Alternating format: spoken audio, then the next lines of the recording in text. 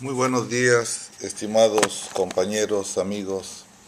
El día de hoy vamos a tocar un tema, pues es muy importante, vale la pena escucharle. Eh, el tema que vamos a abordar es el tema de trasplantes. Nosotros sabemos de que hay algo que se llama ley de oferta y ley de demanda. Entonces, año con año, a nivel mundial se necesitan un promedio de 70, se realizan en promedio 70.000 trasplantes. Esos trasplantes son de varios lugares del cuerpo. Pueden ser de córneas, pueden ser de riñones, pueden ser de lo que viene siendo corazón. Y entonces, pues no hay una fábrica que estén produciendo ese tipo, más que tiene que ser de personas. Y entonces, a veces salían, en algunos lugares del mundo, se vende un riñón, y entonces ponen teléfono y más o menos los cotizan sobre 24.000 $24.000. Y entonces ahí aparece lo que les comento, ley de oferta y ley de demanda. Normalmente, ¿en qué consiste el trasplante de órganos? Consiste en la sustitución de un órgano o un tejido enfermo por otro sano. Este tejido puede venir de un donante vivo o de un donante que tenga muerte encefálica. ¿Por qué? Porque tienen que hacer muchos estudios, porque no pueden agarrar y quitarle al paciente algo que es básico para ellos. Aunque cuando se les quita un riñón, si el paciente ya está muerto no tiene problema, si está vivo pues aprenderá a vivir, tendrá que tener limitantes, pero con un solo riñón muchos pacientes logran vivir muchos años de su vida. Existe varios tipos de trasplantes. Hay unos que se llaman autotrasplantes o autoplásticos.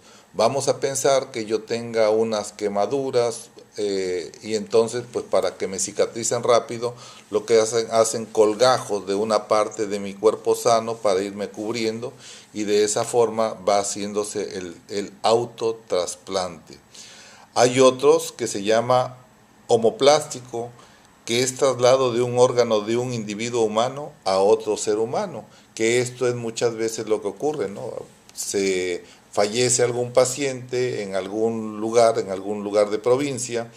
Hay a nivel nacional muchos hospitales, hay unos que se llaman proveedores, porque cuando llega algún paciente y ya no hay posibilidades de que salga, vamos a pensar, las causas actuales de mortalidad vienen siendo los accidentes.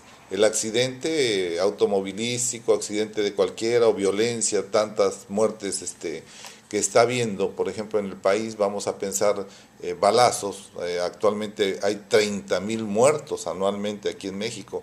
Entonces pues que ya a ese paciente no le van a servir, entonces llegan, le quitan los órganos y eso los envían a otros centros, obviamente con una preparación adecuada para que lleguen, vamos a pensar, a la Ciudad de México, a la Ciudad de Guadalajara, a la Ciudad de Mérida, y ahí hacen trasplantes. Hay otro tipo de trasplante que se llama senotrasplante o heteroplástico. Es traslado de un órgano de un animal a una persona. Hace muchos años agarraban, por ejemplo, hacían de parte del corazón de cerdo y lo implantaban igual hacia corazón, válvulas, sobre todo válvulas de corazón de cerdo. Y entonces, pues eso pudiéramos considerar que es un heteroplástico o seno trasplante, porque no es de origen humano, sino que es de origen animal. En México nuestra situación es difícil. Actualmente se necesitan un promedio, hay casi 20.000 personas en espera de trasplante. Y sobre todo, pues lo que más abunda o los que más necesitan son los pacientes que tienen problemas renales. ¿Por qué? Porque casi son 14.600. En córneas también hay 6.611 pacientes que necesitan córnea, hígado 341, pulmones 2, páncreas, corazón. A veces uno se pone a pensar si es tan válido el no respetar o el respetar la muerte, porque vamos a pensar, dicen, oye, pues lo que viene siendo un trasplante de corazón.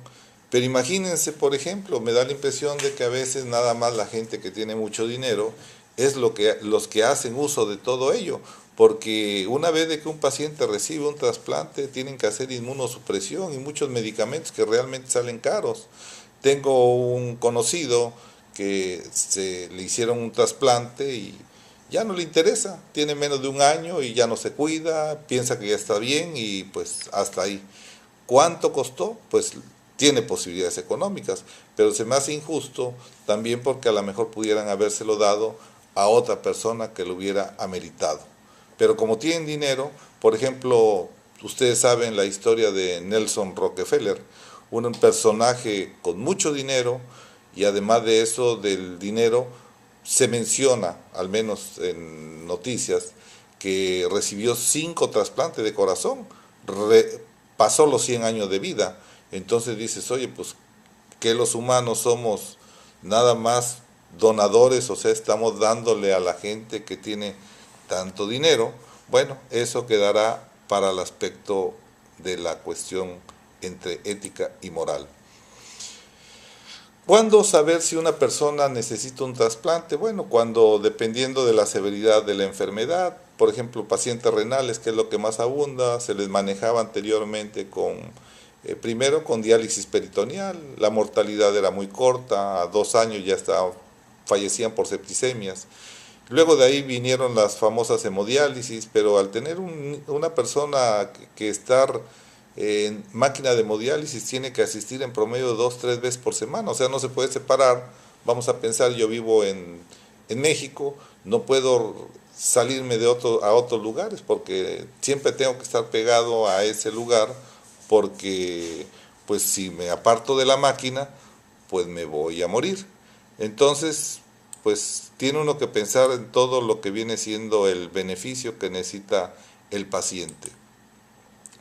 ¿De dónde voy a obtener yo esa materia prima que viene siendo los órganos que trasplanta? Pues nada más hay de dos formas. Órganos que vienen de un donante de muerte encefálica.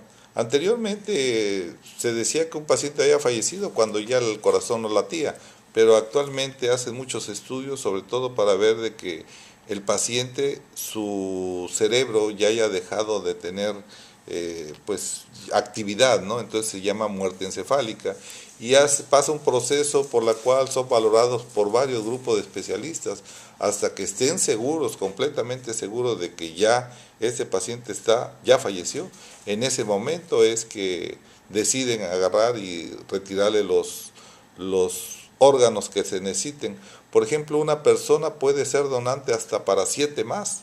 ¿Por qué? Porque le quitan las 2 córneas, le quitan 2 riñones, le quitan hígado, pulmón, corazón, o sea, de todos lados, y huesos, parte de médula, muchas partes. Entonces, ese es el paciente muerto, el donante muerto. Pero también hay gente que dona en forma altruista, o sea, vamos a pensar, yo tengo a mi hermano o a mi hijo que tiene problemas de riñón o corazón o de alguna córnea, pues yo puedo donarle, puedo vivir con un solo ojo, puedo vivir con un solo riñón, limitado, pero puedo vivir. Y el mismo número de años que seguramente pues Dios o la vida, si uno se sabe cuidar, va a lograr tener. Aquí la cuestión de los aspectos éticos es respeto a la dignidad de las personas, tanto del donante como del receptor, porque ya sabemos nosotros que siempre está el problema de tráfico de órganos, por eso mencionan tanto secuestro, por eso mencionan tantas situaciones, y pues yo no tengo la menor duda, aunque digo, bueno, ¿y qué médicos se presten a ese tipo de situaciones?